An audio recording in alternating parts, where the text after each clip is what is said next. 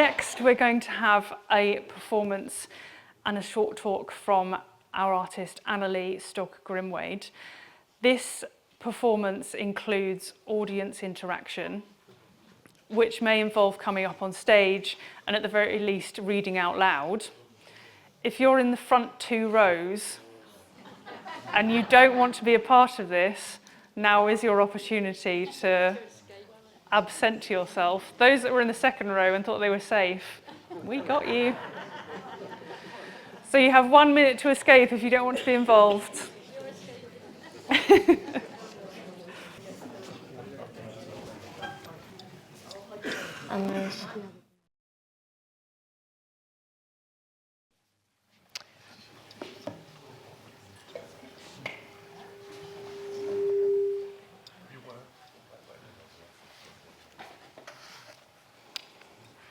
Gonna put this on because I'm past 30 now.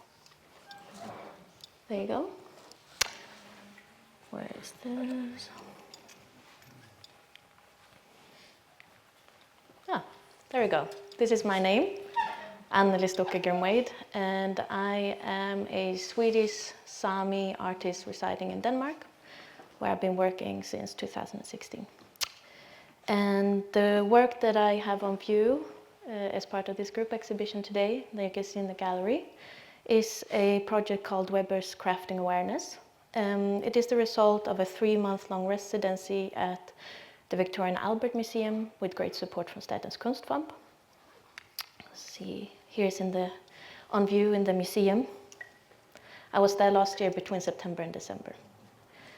And I used the Wedgwood collection as a gateway to address cobalt mining in the DRC, and more specifically, Josiah Wedgwood's experiments and anti-slavery medallion.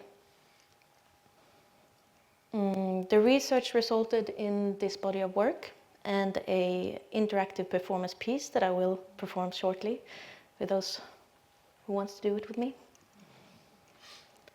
And the message of the work, it works, is to encourage participants to engage in social and environmental issues that they initially might not feel so connected to.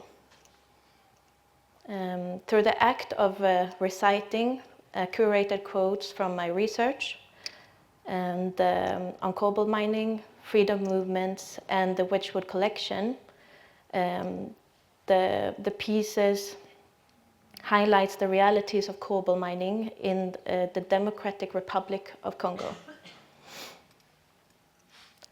The work is inspired by writers such as Angela White Davis, Kay Tempest, and alongside data extracted from NGOs, the US Critical Mineral List, and the UK Critical Mineral Strategy. The sculptures that you can see in these pictures and the work that I am wearing is decorated with glazes that are used by, they're made with the development of such minerals that are necessary to the green transition. And it's inviting, I hope, reflections on the contradictions between sustainability narratives and the exploitative practices of resource extraction.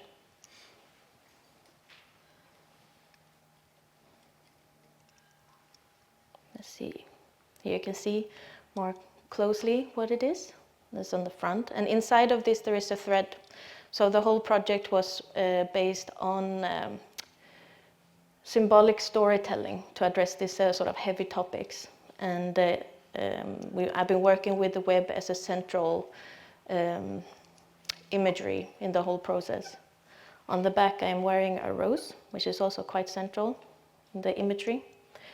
And the costume that I am wearing today is made by hand-spun waste wool from Bornholm by a Danish designer who works under the name Heckel.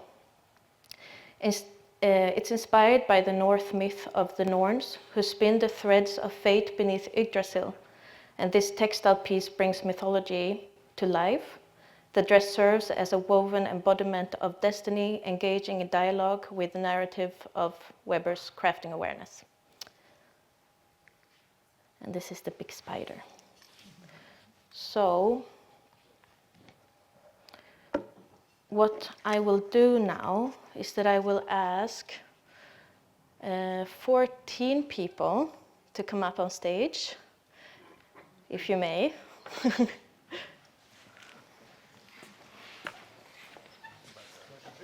Anyone else would like to? Don't do this first. Would you like to come further back? Closer, so there's space. Yeah, you can stand in a half circle, sort of. Anyone else? It's non-facing. It's okay.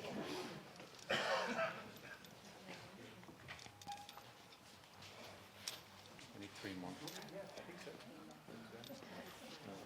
Yes. 1, 2, 2 more. Yeah, but if you want to sit here, that would also work. Yeah, perfect. 1 more for the stand. Yeah, thank you. One more can also sit here.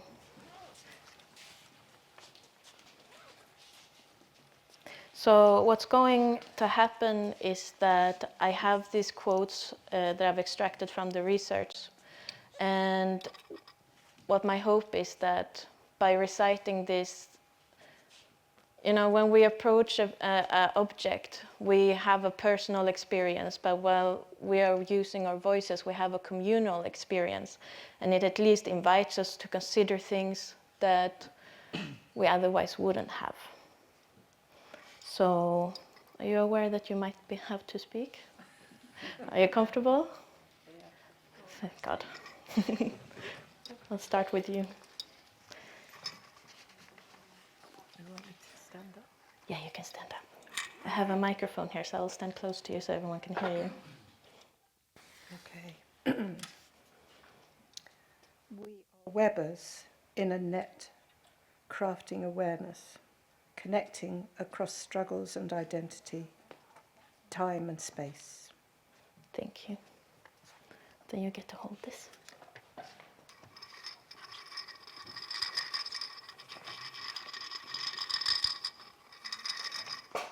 Oops. Oh, thank you.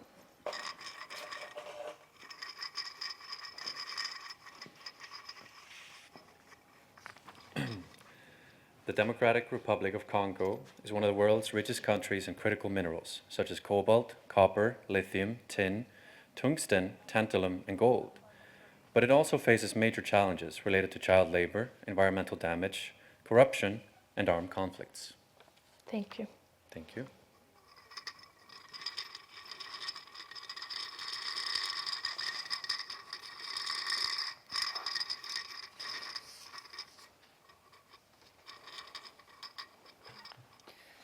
Conflicts in the DRC are often fueled by the West's interest in its mineral wealth, exacerbating local instability.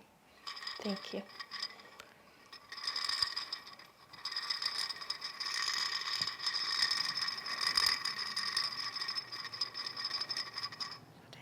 Yeah, thank you.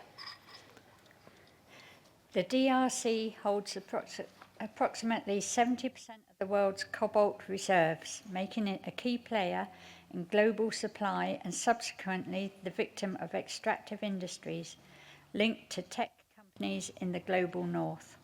Thank you.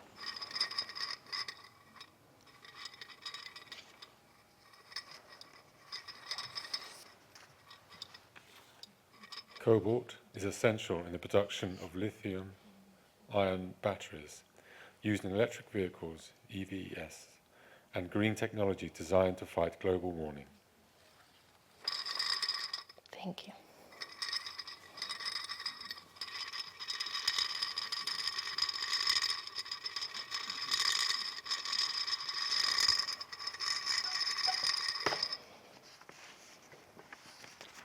Oh no. Oh dear, sorry. Don't worry. Thank you so much. Thank you. Artisanal miners in the DRC typically earn between 58 pounds, or Great British pounds, and 192 Great British pounds per day working in dangerous and degrading environments with no safety or very little safety equipment. They often use rudimentary tools and hands to extract cobalt from the earth, risking serious injury or death. A working day is approximately 12 hours. Thank you.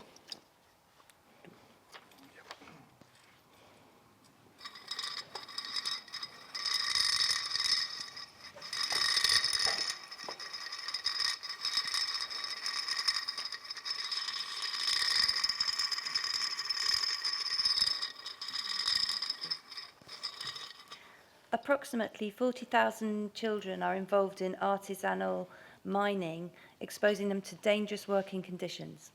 Thank you.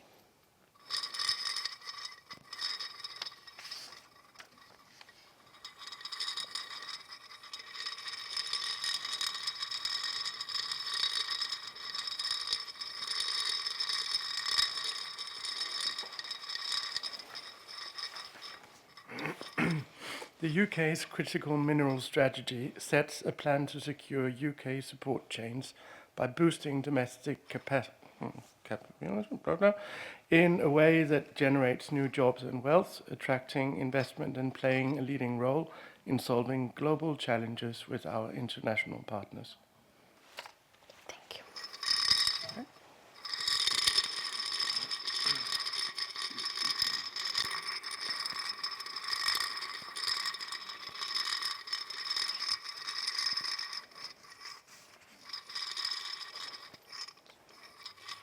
The UK government's intention is to build a new generation of gigafactories of lithium batteries. This can only happen if there is a resilient supply of battery materials. Thank you.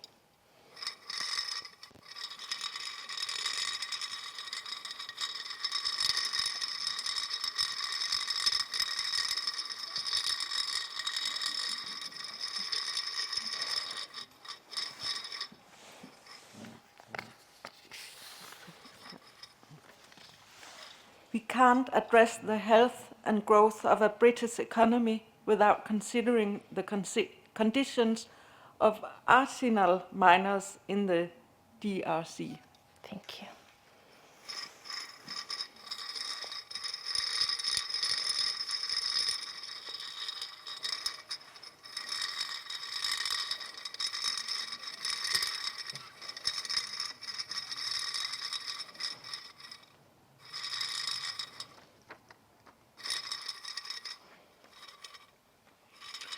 We cannot talk about black liberation without talking about Palestinian liberation. The conditions of occupation and violence faced by Palestinians resonate deeply with the ongoing fight against anti-black racism and police brutality. Angela Y. Davis. Thank you.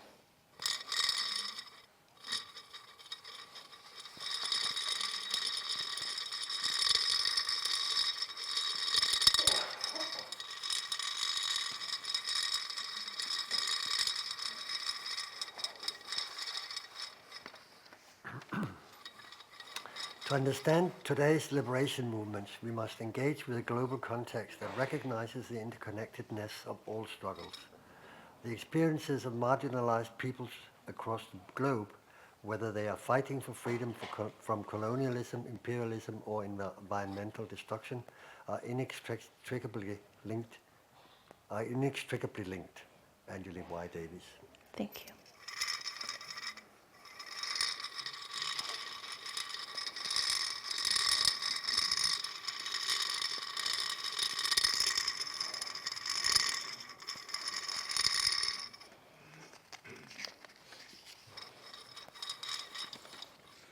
Hope is a tool for survival, not a fantasy.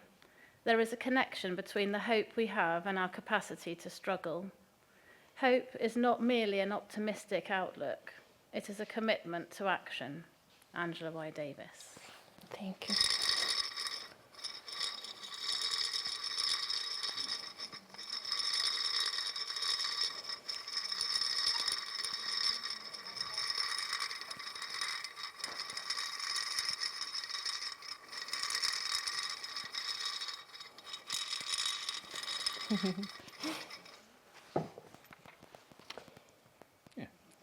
Through creativity, we find a way to express our interconnectedness. Kate Tempest. Thank you.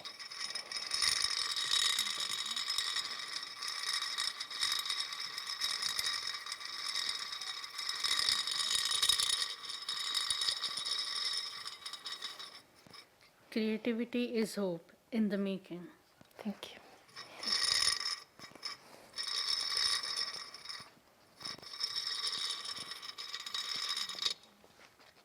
Oh no. There you go. Well, there's still more notes, so. Art allows us to remember that we are not alone in our struggles. It binds us in shared experience. K. Tempest. Thank you. Decolonize the mind, free the land. Thank you.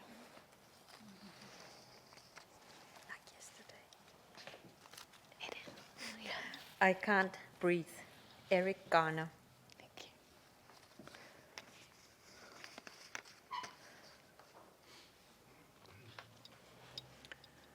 Love does not begin and end the way we seem to think it does. Love is a battle, love is a war, love is a growing up. James Baldwin. Thank you.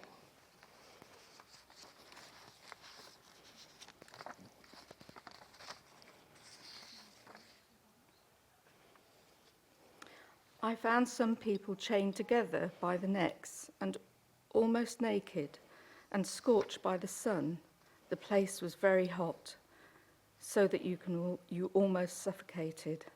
Olad Equano, 1789. Thank you. You can read this one as well. I wished for death, but, being in chains, was unable to put an end to my existence. Olad Equino, 1789. Thank you. See if I can walk. If you can all lift up.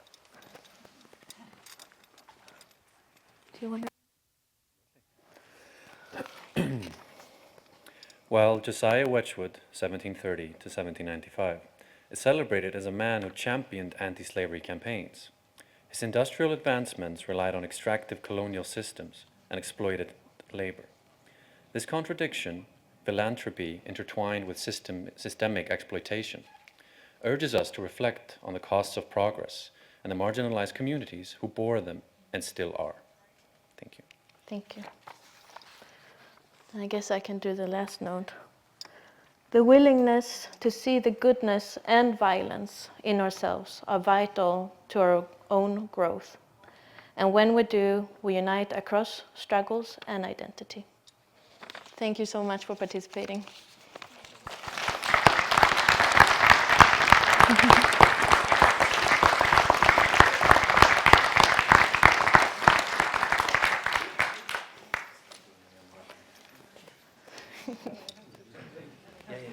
Allow me to help you. Was that break? What happens now? Good. Okay. We've got, just wait for my mic to come back up. Thank you so much. Okay, good. We've got Thank 4 you very minutes until lunch break. Thank you. Has any questions for Annelie that they'd like to ask in the interim? Thank you very much for all of our participants for being brave and coming up on the stage.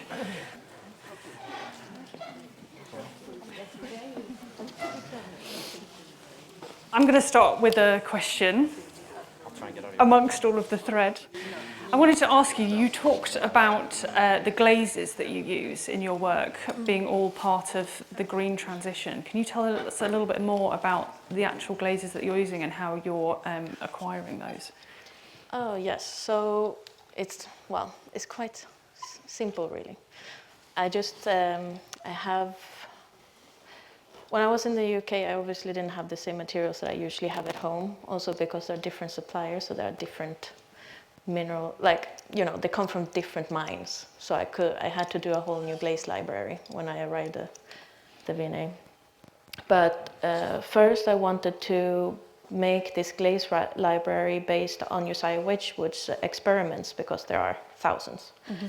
But they were very hard to translate. So seeing as I arrived already aware of what I was going to do. I sort of shifted that idea towards using different minerals that was already part of like making solar panels or lithium batteries. So I decided to base the colors of that because I think what a lot of people don't maybe they consider is that like ceramics is one of the most Asian technologies, and it's quite interesting when you're thinking that the same materials that originated there is still being used in electrical vehicles, and it's the same type of mineral. So, you know, it's like a big jump, but it's a clear one. Mm-hmm. So I just add different percentages into a base glaze, literally. Fascinating. And were you ever surprised about the sort of reactions that you got when they came out of the kiln? No. Because you do a lot of research. Yes, I do a ridiculous amount of glazing. Yeah, absolutely. Does anyone in the audience or perhaps online have a question? I think we've got 1 minute for one question. I think there's a roving mic that's going to come out. There's a lady at the back in the corner there.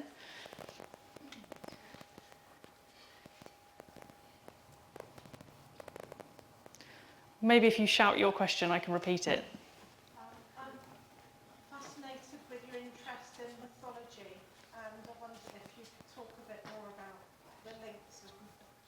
Yeah, interested in your interest in mythology, and wondered if you can talk a little bit more about that. I think I've always worked with the same sort of narratives, like looking at the world through materiality. And before, I used to make quite abstract work that was sort of based on geometrical shapes, but I think I hit the point where I was quite depressed in the outlook of the world. And so I literally needed to find tools to convey these messages through a format that also gave me joy. And I sort of felt like creativity was one of the most innate human qualities. And play is a super important part of discovery and creation.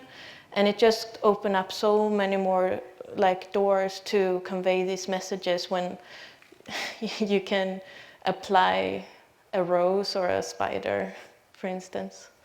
It just is so much more accessible. Like academic knowledge is also quite exclusive, like it's not available to everyone. It's a language that works as a barrier, and I want it to be accessible. I want it to be for everyone.